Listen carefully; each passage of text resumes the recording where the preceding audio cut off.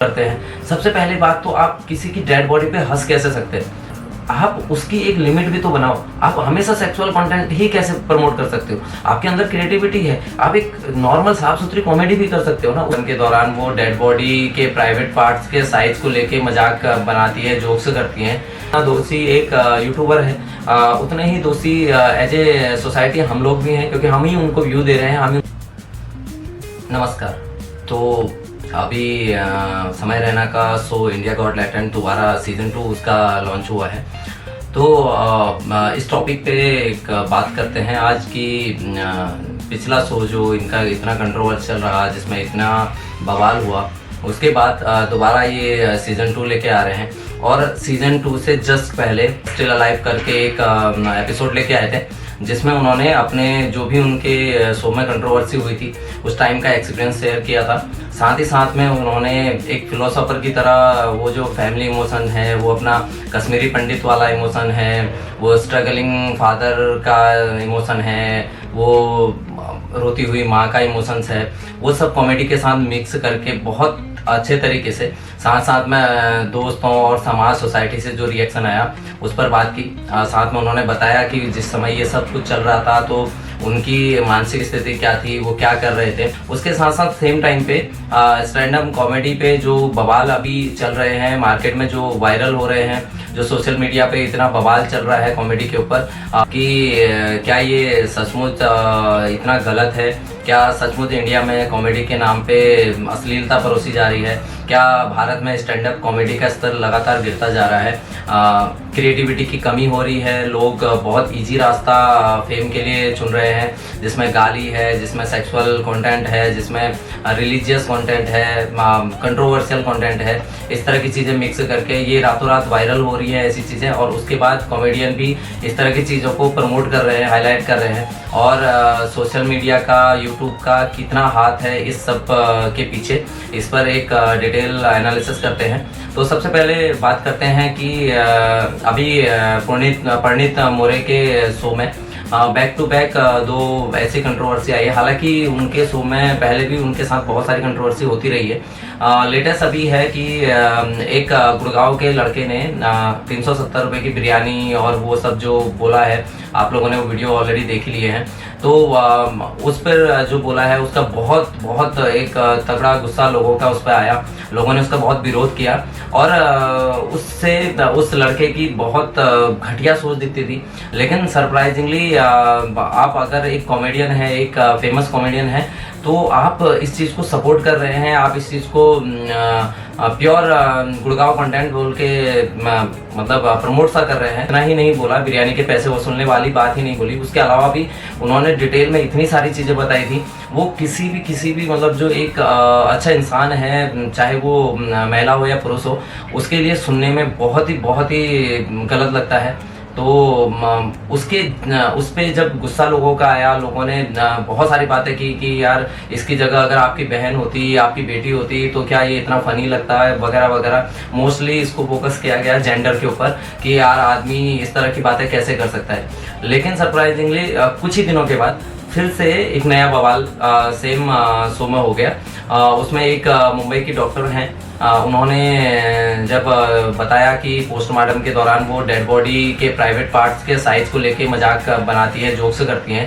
तो ये मतलब इंडिया में डॉक्टर को भगवान का दर्जा दिया जाता है। उसी इंडिया में इस तरह की बातें सुनना मतलब विश्वास से परे थी। काफ़ी लोगों को तो इस बात की हैरानी थी कि मतलब एक डॉक्टर होते हुए वो इस तरह की घटिया बातें कर कैसे सकती है।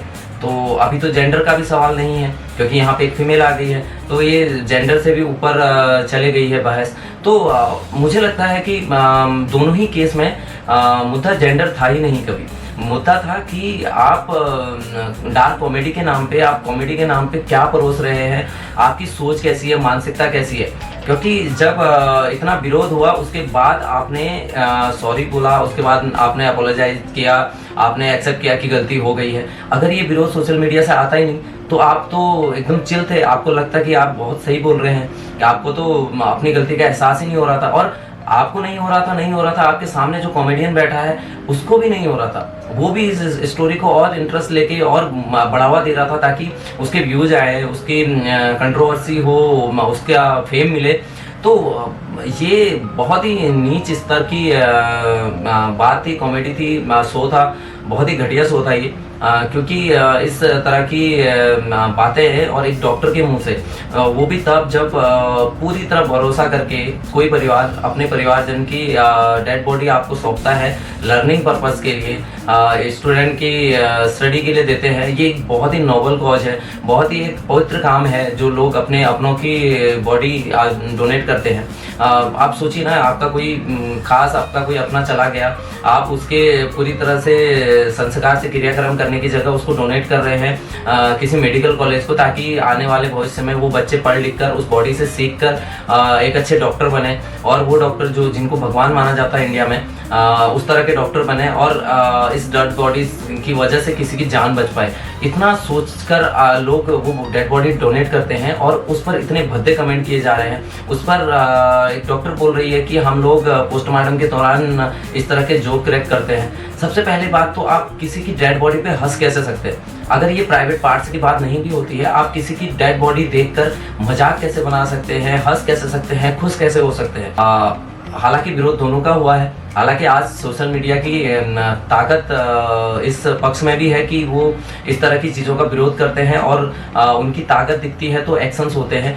जो लड़के ने ये कमेंट किया था, उस लड़के को जॉब से निकाला गया, डॉक्टर ने आके माफ़ी मांगी।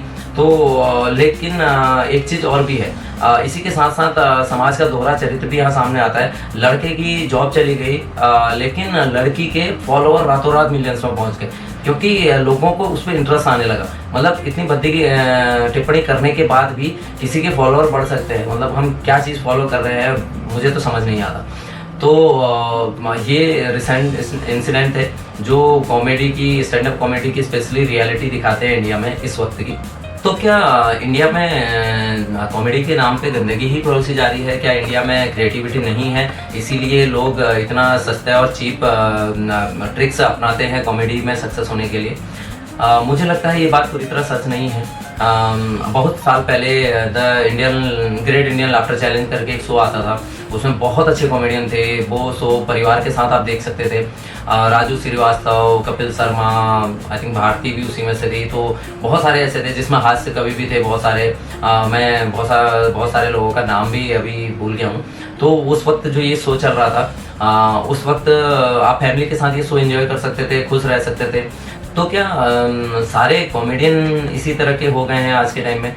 आई थिंक सच्चाई ये भी नहीं है पूरी तरह, क्योंकि अगर आप राजू श्रीवास्तव के शोज देखें तो वो एक आम आदमी की ज़िंदगी से, मतलब रेलवे स्टेशन, होटल, ऑफिस, किसी भी चीज़ पे एक ऐसा ह्यूमर निकाल लेते थे, एक ऐसी कॉमेडी निकाल लेते थे कि वो बहुत इंटरटेनिंग होता था, लेकिन साफ सुथरा होता था। मतलब लोग उससे रिलेट कर पाते थे और इन्जॉय करते थे फैमिली के साथ। तो सिर्फ उस जनरेशन की बात नहीं है। कुछ लोग बोलेंगे कि यार अब जनरेशन चेंज हो रही है, आज इस तरह का कंटेंट चाहिए होता है, आज की जनरेशन को यही पसंद आता है। तो मुझे ध्यान आ रहा है कि एक बहुत अच्छे कॉमेडियन है जाकिर खान। जाकिर खान के मैं पर्सनली उनका बहुत बड़ा फ़ैन हूँ।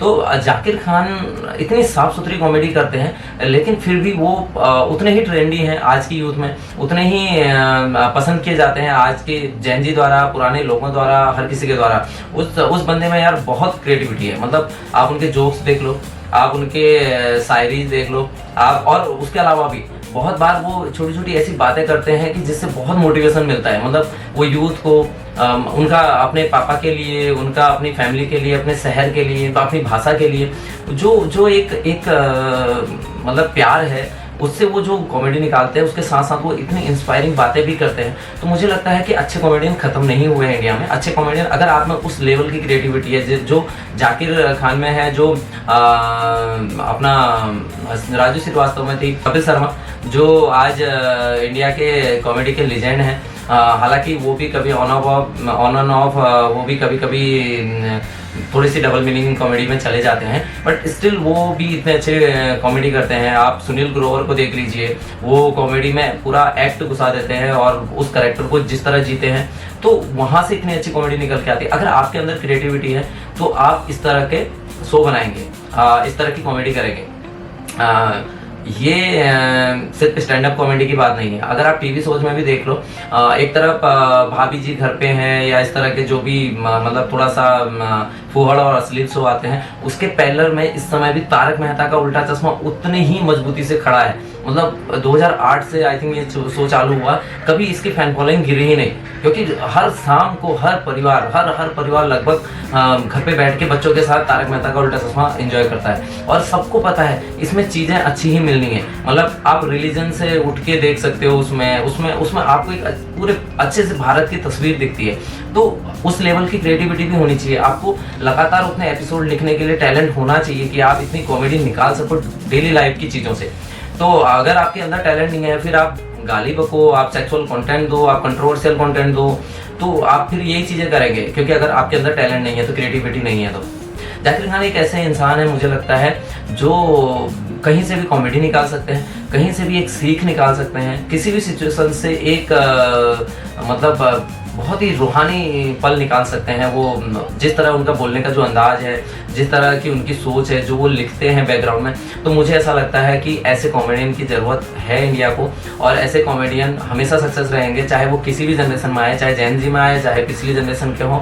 अगर आप साफ सुथरी कॉमेडी और क्रिएटिव हैं, कॉमेडी करना जानते हैं, तो आप हमेशा सफल होंगे। तो इसके लिए कोई आपको ना गाली की यूज करने की ज़रूरत है, ना सेल्फ कंटेंट की यूज है, ना आपको कंट्रोवर्शियल चीज़ों की ज़रूरत है। आप बस अपनी कॉमेडी कीजिए, क्रिएटिविटी दिखाइए, लोग आपको खुद ही पसंद करेंगे। और अभी मोरे के शो में जो बैक टू बैक इतनी कंट्रोवर्सी हो रही है, तो मैं अपने सर्कल में लोगों से बात कर रहा था, तो सब लोगों का यही बोलना था कि यार आज के टाइम में, क्योंकि इजीली इंस्टाग्राम में चीज़ें शेयर हो जाती हैं, यूट्यूब जैसा प्लेटफॉर्म मिल गया है जहाँ पे सेंसर की कोई ज़रूरत नहीं है, वहाँ पे आप कुछ भी बोल सकते हो, कुछ भी डाल सकते हो।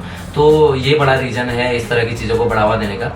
पर जब मैंने इस पर सोचा तो मुझे लगता है कि सारी गलतियाँ आप किसी इस ऐसी चीज़ों पे नहीं डाल सकते, सोशल मीडिया पे नहीं डाल सकते, यूट्यूब पे नहीं डाल सकते सारी गलतियाँ, क्योंकि अगर आप देखें तो एक तरह से कि मान लो आपने इंस्टाग्राम में कुछ शेयर किया, तो मुझे बताओ, जब एक कॉमेडियन इंस्टाग्राम पे इस तरह की छोटी सी क्लिप वायरल करता है या डालता है और वो वायरल होती है, तो उसके पीछे रीज़न क्या होता है कि लोग उसको देख रहे हैं, शेयर कर रहे हैं। अगर आप मुझे बताइए कितने % लोग ऐसे हैं जो वो रील को शेयर करने की जगह रिपोर्ट कर रहे थे। आप कंटेंट को रिपोर्ट कर सकते हैं, लेकिन लोग तो उसको लाइक कर रहे हैं, व्यूज आ रहे हैं। तो जब एक बड़ा सा नंबर, आप इस सच्चाई को भी डिनाई नहीं कर सकते कि एक बहुत बड़ा नंबर है जो इस तरह की चीज़ें देखना पसंद कर रहा है, तो मुझे ऐसा लगता है वो कॉमेडियन तो दोषी है ही है, उसके साथ साथ समाज में हम तुम जैसे सारे लोग भी दोषी हैं जो उन रील्स को शेयर कर रहे हैं, उन रील्स को वायरल कर रहे हैं, उन यूट्यूब वीडियोज़ को देख रहे हैं, व्यू दे रहे हैं। और ऑर्गेनाइजर भी, जब ऑर्गेनाइजर ऐसे कॉमेडियन का स्टैंड अप शो करवाते हैं, तो वो भी एक गाइडलाइन रख सकते हैं कि भाई आपका कंटेंट सेक्सुअल नहीं होना चाहिए, आपका कंटेंट थोड़ा सा फैमिली ओरिएंटेड होना चाहिए, आपका कंटेंट इस तरह का नहीं होना चाहिए, कंट्रोवर्शियल नहीं होना चाहिए। जब आप पिछले कुछ दिनों पहले देखो, एक कॉमेडियन है, उनका मैं नाम भूल रहा हूँ, जिन्होंने भगवान श्री राम और माता सीता पर कुछ ऐसी टिप्पणी की थी, जिसके बाद उनको मार भी पड़ी थी, जेल भी हुई थी। तो ऐसे कॉमेडियन को क्यों एक दर्शक को उठ के आगे आना पड़ता है, क्यों उससे लड़ना पड़ता है? क्या जो वहाँ पे ये शो करवा रहे हैं उनका फर्ज नहीं बनता कि वो उनको पहले गाइडलाइन दें कि भाई आप इस तरह की बातें नहीं करेंगे? यूट्यूब में जब आप यूट्यूब में कोई कंटेंट डालते हैं, तो यूट्यूब में क्यों ऐसा नहीं होना चाहिए कि सेंसिटिव चीज़ें अगर कोई डाल रहा है तो उस पर रोक लगाई जाए? थोड़ा सा वहाँ पे भी स्ट्रिक्ट होने चाहिए कानून। हाँ, एक पक्ष आएगा जो ये बोलेगा कि यार फ्रीडम ऑफ स्पीच का क्या, बट फ्रीडम ऑफ स्पीच तभी तक अच्छी है ना जब आप किसी की भावनाएं आहत नहीं कर रहे। आपको ऐसा कंटेंट देखना है तो ऐसी मतलब मुझे लगता है ऐसी साइट्स होनी चाहिए जो कॉमन ना हो। आज घर घर में बच्चा यूट्यूब चला रहा है, आप ये बोल सकते हैं कि यार किड्स यूट्यूब भी है, आप बच्चों को किड्स यूट्यूब दो, लेकिन इतना इजी नहीं है ना। इस पूरे देश में लोग इस लेवल के जागरूक नहीं हैं जो इतना फ़र्क जान सकें कि यार एक नॉर्मल एडल्ट्स के लिए यूट्यूब कौन सा है, किड्स के लिए भी यूट्यूब कौन सा है। तो कहीं ना कहीं एक आपकी भी जिम्मेदारी बनती है एज ए यूट्यूबर कि आप कंटेंट ऐसी जगह पे डालो ही ना। और सबको पता था इन दोनों कंटेंट में, इन तीनों कंटेंट में बवाल होगा, लेकिन क्योंकि व्यूज मिलेंगे, क्योंकि ये वायरल होगा, इसलिए उसकी छोटी छोटी क्लिप डाल गई, पर्टिकुलर उसी सेंटेंस को काट के वहाँ पे डाला गया, क्योंकि लोग चाहते थे कि ये वायरल हो, लोगों के पास जाए। तो अब उसके बाद जब गुस्सा निकल के आया तो लोग माफी मांगने लगे कि यार ये है वो है। समय रैना भी रो रहे थे स्टिल अलाइव शो में, अगर देखें तो पर्सनली मुझे लगता है कि समय रैना बहुत क्रिएटिव है।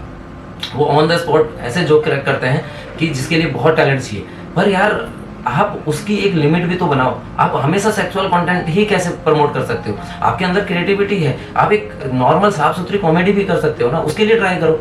तो मुझे लगता है जितना दोषी एक कॉमेडियन है, जितना दोषी एक यूट्यूबर है, उतने ही दोषी एज ए सोसाइटी हम लोग भी हैं, क्योंकि हम ही उनको व्यू दे रहे हैं, हम ही उनको शेयर कर रहे हैं, जिसके बाद ये सारे बवाल होते हैं। तो मुझे लगता है कि मुद्दा यही है कि सही कौन कितना सही है, कौन कितना गलत है, क्योंकि गलती सभी की है। ऐसा नहीं है कि किसी पर्टिकुलर किसी एक ही बंदे की गलती है। तो वापस चलते हैं अपने उसी सवाल पे कि क्या इंडिया में क्रिएटिविटी खत्म हो रही है, क्या कॉमेडी का स्तर गिरता जा रहा है, या फिर स्टैंड अप कॉमेडी के नाम पे सिर्फ अश्लीलता ही परोसी जा रही है? नहीं, ऐसा नहीं है। मुझे जो लगता है कि मैंने बहुत सारी चीज़ें मैंने देखी हैं। मैं पर्सनली कॉमेडी शोज बहुत ज़्यादा देखता हूँ। तो मुझे लगता है कि राजू श्रीवास्तव के टाइम से ही अगर आप देखो तो साफ सुथरी कॉमेडी को हमेशा रिस्पेक्ट मिली है। हालांकि उतनी फेम नहीं मिली होगी जितनी आज के ये इस तरह के कॉमेडियंस को मिलती है, जितना पैसा इस तरह के कॉमेडियन को मिलता है उस तरह का शायद उनको फेम नहीं मिला होगा, लेकिन एक साफ सुथरी और रिस्पेक्टेड जिंदगी उन लोगों को जरूर मिली है। उसका आज की बात करें तो मुझे लगता है कि जाकिर खान, अनुभव बसी, टंडन, ऐसे बहुत सारे कॉमेडियन हैं जो कि साफ सुथरी कॉमेडी कर रहे हैं और अच्छा खासा उनका नाम है, उनका फेम है, अच्छा खासा वो लोग कमा भी रहे हैं, अच्छा खासा उनकी फैन फॉलोइंग है। तो मुझे लगता है कि जो एक्चुअली टैलेंटेड है, अब बसी के बहुत सारे शोज देखिए, उनका यूपीएससी है, मैं मतलब अलग लेवल का फैन हूँ उनका। वो जिस तरह की कॉमेडी करते हैं, एक साफ सुथरी कॉमेडी जो मतलब आम इंसान के जो डेली लाइफ में, डेली रूटीन में जो चीज़ें हो रही हैं, वो उससे इतना अच्छा ह्यूमर निकाल देते हैं। जाकिर खान का मैं बहुत बड़ा फैन हूँ, वो इतनी अच्छी कॉमेडी, वो इंस्पायरिंग बातों के साथ करते हैं। तो मुझे ऐसा लगता है, और देश विदेश में उनकी इस लेवल की फैन फॉलोइंग है। आप उनके शोज देखिए, उनके चैनल्स पे जाके देखिए कि किस तरह लोग उनके पीछे पागल हैं। तो मुझे लगता है कि जो मेरा सवाल था कि क्या इंडिया में कॉमेडी खत्म होती जा रही है, क्रिएटिविटी खत्म होती जा रही है, जवाब तो नहीं है, क्योंकि मुझे ऐसा लगता है कि इस तरह की चीज़ें खत्म नहीं हो रही हैं। पर कुछ लोग हैं जिनके अंदर क्रिएटिविटी की कमी है, जिनके अंदर बहुत तेज़ी से फेमस होने की एक लालसा है, वो लोग इस तरह की चीप ट्रिक्स यूज कर रहे हैं, वो लोग इस तरह की मतलब चीप लेवल की कॉमेडी कर रहे हैं, और उनके चक्कर में पूरा स्टैंड अप कॉमेडियंस का एक जो नाम है वो ख़राब हो रहा है। बहुत सारे कॉमेडियन ऐसे हैं जो बहुत अच्छी कॉमेडी करते हैं, कर रहे हैं और करते रहेंगे। तो इंडिया में क्रिएटिविटी की और टैलेंट की ना कभी कमी थी, ना आज है। इंडिया हमेशा से क्रिएटिव लोगों की धरती रहा है, और लोग बहुत अच्छा कर भी रहे हैं इस फील्ड में। तो दो चार लोगों की गलती की वजह से इस तरह की बातें नहीं होनी चाहिए। एंड एक और बार फाइनली मुझे जो लगता है वो ये है कि जब दर्शकों से जब बात होती है किसी भी शो में, तो जब ऑडियंस जब आपने जवाब देती है, तो वो उस टाइम पे एक कमरे में बंद होते हैं। उन्हें लगता है कि यहाँ पे उनको कोई देख नहीं रहा है, तो वो अपनी बात रखते हैं, अपनी बात करते हैं, लेकिन वो उसी कमरे में की गई आपकी बातें आपके चरित्र को दिखाती हैं। क्योंकि समाज के सामने आप हो सकता है एक दिखावे वाला व्यवहार कर सकते हैं, आप एक बिहेवियर चेंज करके दिखा सकते हैं वहाँ पे, लेकिन जब आप इस तरह के माहौल में होते हैं तो आप किस तरह की बातें करते हैं, यही आपका कैरेक्टर बताता है। और एक और चीज़ है, मुझे लगता है कि वहाँ पे सिर्फ एक या दो या तीन लोगों को मौका मिलता है जो अपनी बात करते हैं। उसके अलावा वहाँ पे बहुत सारे लोग ऐसे होते हैं जो हंस रहे होते हैं, ठहाके लगा रहे होते हैं ऐसी बातों में वहाँ पे। और इन कॉमेडियंस में सिर्फ मेल कॉमेडियन नहीं है, फीमेल कॉमेडियन भी इसी तरह की कॉमेडी कर रही हैं। बहुत सारी फीमेल कॉमेडियन हैं जो इस तरह की कॉमेडी कर रही हैं, उस पर सारे लोग हंस रहे होते हैं ना। वहाँ पे किसी को एक औरत की डिग्निटी की फिक्र रहती है, ना किसी को वहाँ पे किसी रिलीजन के भावनाएं आहत होने की फिक्र रहती है, ना वहाँ पे किसी को इस तरह की मतलब जो डॉक्टर जैसा नॉवल जो प्रोफेशन है उसमें इतनी घटिया सोच की कोई टेंशन रहती है। सब लोग उसको एंजॉय कर रहे होते हैं। तो हम लोग एज ए सोसाइटी, हम लोग म्यूचुअली इसके दोषी हैं, हम लोग एक साथ सब लोग इसके दोषी हैं। सब लोगों को इस तरह की चीज़ों का बहिष्कार करना होगा। उसके बाद ही जब आप लोग इस तरह की चीज़ें देखना ही बंद करोगे, शेयर करना बंद करोगे, तो अपने आप ये चीज़ें खत्म होती चली जाएंगी। क्योंकि सामने वाले को भी समझ आएगा कि यार साफ सुथरी कॉमेडी को अच्छा मार्केट मिल रहा है, इस तरह की कॉमेडी को मार्केट नहीं मिलता है, तो ऑटोमेटिकली इस तरह की कॉमेडी को होना अपने आप बंद हो जाएगी। तो एक अच्छी चीज़ की उम्मीद करते हैं, एक अच्छी शुरुआत की कि आगे भी इस तरह की चीज़ें होंगी। एंड थैंक्स टू देम कि जिन्होंने इसका इतना विरोध किया, इतना सोशल मीडिया में इतना गुस्सा दिखाया, जिसके बाद आखिर लोगों को अपनी गलती का एहसास तो हुआ। उसके बाद लोगों ने माफ़ी मांगी है, लोगों पे एक्शन हुए हैं। उम्मीद करते हैं कि कल और अच्छा होगा, कल और अच्छी साफ़ सुथरी और क्रिएटिव कॉमेडी आएंगी, क्रिएटिव कंटेंट आएंगे और हम सब फैमिली के साथ बैठ के उसको एंजॉय करेंगे। तब तक के लिए धन्यवाद। जय हिंद, जय भारत।